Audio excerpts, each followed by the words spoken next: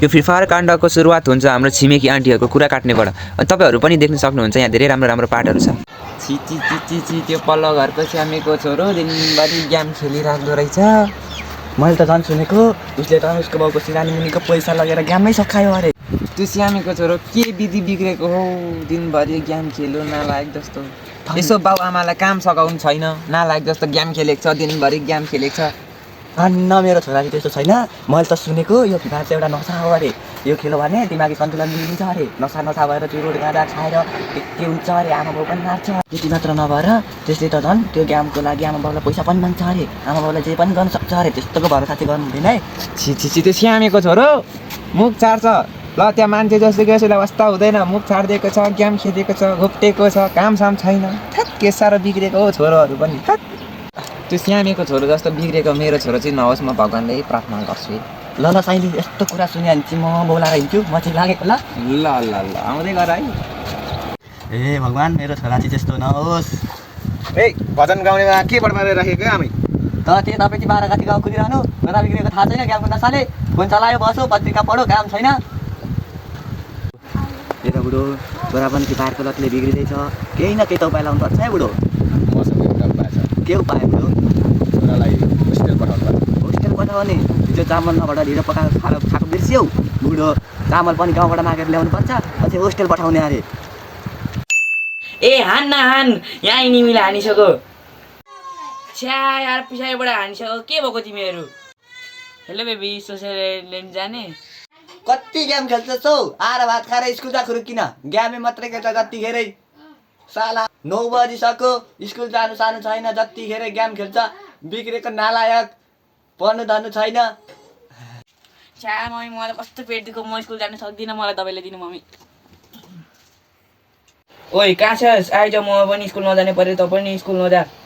मेरो बाउले थाहा पायो भने मार्छ यार मलाई। तेरो बाउले थाहा पाए पो मार्छ त। आइज म तँलाई टप गरिदिन्छु। ल मलाई डायमन्ड दे। तँ यति ठुलो भएको मसँग डायमन्ड माग्नु थालिस्? जा त स्कुल नै जा। 11:30 भइसक्यो, म चाहिँ स्कुल किन जाने हो, बरु तरमै गेम खेलौँ न, ऱ्याङ्क पुस गरौँ ल।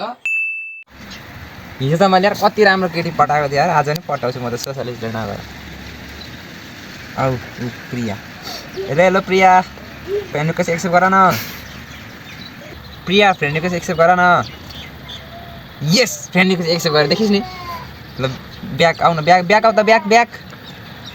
ल ब्याक पनि आइम है। आम्बो कस्तो यार प्रिया त 1000 डायमन्ड माग्दिन्छ त यार। ल ठिकै छ, म तिमीलाई 1000 डायमन्ड हालिदिन्छु ल। रेडीमा हेर त तिम्रोमा 1000 डायमन्डको गइसक्यो है। ल माइक अन गर प्रिया लु अब। हेलो आवाज सुनि छैन? थ्यांक यू 1000 डायमन्ड दिएको। तर लास्टै मौका रहेछ साला माइक अन गर्नलाई।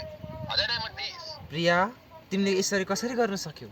तिमीलाई त मैले गाई सम्झेको थिएँ, तिमी गोरु निक्ल्यौ।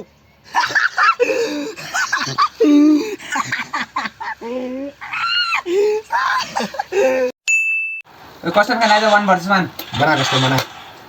म क्रिएट गर्छु। ल आइज स्टार्ट गर। ओइ कस्टम त ह्याकर लेभल खेल्दा रहेछ, खतरा खेल्दा रहेछ यार। आम्मा माने तेरो गेमलाई माने। बिहार खेलौँ एकचोटि। स्टार्ट आन। ल छ्या हौ छ्या नुबडा कस्तो बड जस्तो मरेको। तसँग बिहार त माइनस मात्रै लाग्यो बा नुबडा। कस्टम खेलौँ न त हौ। फ्याट खेल्दिनँ म तसँग जतिखेर कस्टम खेलौँ कस्टम। ऱ्याङ्क पुस हानु। बिहारमा रिजन हान्नुपर्छ, टप 1 हान्नुपर्छ। ल म पनि डबल झाक्टर बोक्छु। म पनि म्याक्स 7 बोकेर हान्छु, बङ हान्छु म पनि। म पनि एमटी म्याक्स बोक्छु त्यसो भए। ओइ म त पानीमा झर्छु यार, ऱ्याङ्क पुस मजाले हुन्छ। म त फ्याक्ट्री टपमा झर्छु। ल म पनि पिकमा गएर 20 किलो हान्छु यार अब। ल भाइ ल हान 20 किलो हान्ने भन्दैथिस् त बट गरम मरिहालिस् होइन। अब रिवाज दिन्न, म त पानीमै भर्छु। म पनि ऱ्याङ्क पुस भइरहेछ मेरो पनि फ्याक्ट्री माथि, म त यहीँ माथि बस्ने। रिभाइभ दिएन हौ, फेरि अर्को गेममा रिभाइभ दिनु नि तिमीहरू दुइटालाई। नदिए भाइ त बट मलाई पिकमा एक्लै गएर मर्छस्। त्यही त। फ्री फायर ए नानी नचल्नु हौ, म गेम खेलिरहेको छु यहाँनिर। न त ऊ पनि आएन यार वान ट्याप लाग्दा। ओ वान टाइम नै लागेन यार। ओ छोरो जा काका लिएर आइज ल पैसा।